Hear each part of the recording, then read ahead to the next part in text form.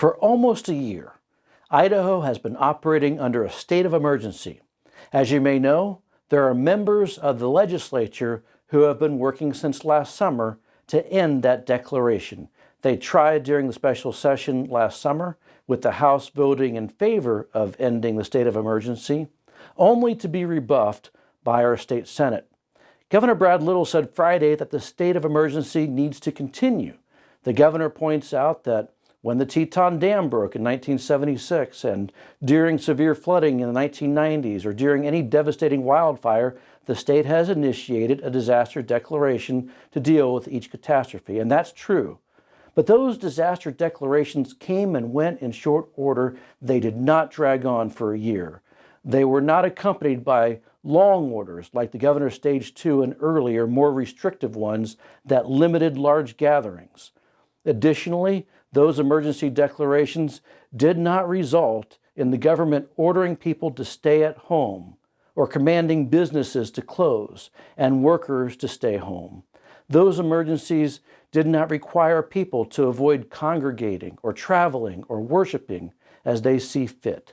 This emergency and the accompanying orders have done all of those things. It's made the government the arbiter of which businesses and employees are essential and which ones are not. It's made government the arbiter of whether families can visit loved ones in critical care or at the hospital. Government has denied young people a chance to attend prom or compete in high school athletics and rodeo. And, of course, it's been used as an excuse to compel people to wear masks and stand at a certain distance from other people. The tone starts at the top. If the governor ended the emergency and rescinded the stage 2 orders, it would set the tone for public health districts and perhaps some recalcitrant mayors and city councils. And this is why lawmakers want the emergency to end. They're tired, and we're tired. We're all tired of it all. We need to get life back to normal. Human beings were not meant to live this way. Now, you may say this is all COVID's fault. And folks, it's not. It's the fault of the government. Government overreaction, government overreach, government manipulation of facts and data, and refusal to own up to the truth of that. Governor Little says, well, COVID-19 is an emergency, and yes, it is true that people have gotten sick and that people have died. But this is an emergency manufactured and blown out of proportion by the government. It was an emergency manufactured for political purposes and exacerbated by the government. The governor makes a number of arguments for continuing the state of emergency.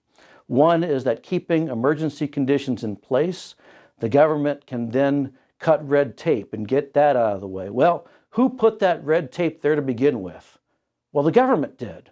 And now, Governor, you have the legislature here working.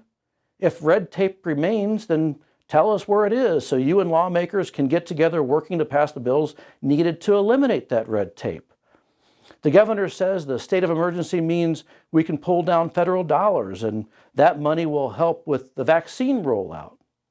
This is most important.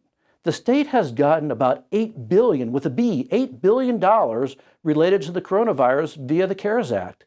This money did not require an emergency declaration. Yes, there is potentially FEMA money that's at risk, and it's hard to pin down exactly how much that is, but it's way less than that $8 billion. And by the way, the governor says this is taxpayer money we're talking about. No, it's not. It's phony money. It was printed in the government's magic printing press, so it's part of the trillions of dollars in debt that our government has accumulated and will pass down to our grandkids.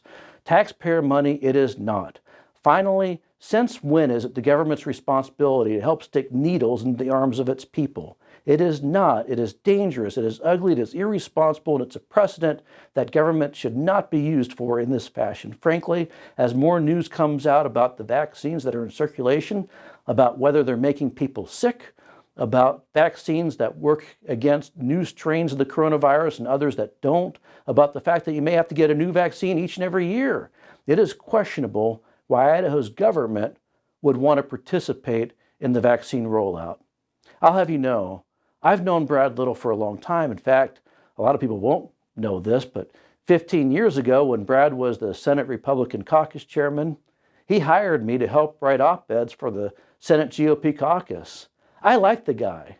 And Brad's been a good partner when it comes to getting state budgets back under control after years of being out of control by his predecessor. And I can only imagine how difficult it must be to be governor when people are running around claiming we're in a pandemic. But it's wrong for Governor Little to say that Idaho lawmakers want the emergency to end for political purposes. That's not the Brad that I know, and he's wrong. The lawmakers who are pushing for relief from this ongoing exercise in government control are doing the right things for the right reasons. They deserve an apology. Ladies and gentlemen, keeping Idahoans in a perpetual status of an emergency is not what our state is about. They do not want to depend on the government for their every move, for their well-being and livelihoods. They just want to be left alone and allowed to get on with their lives. End the state of emergency. End all of it, please. We've had enough. Thank you.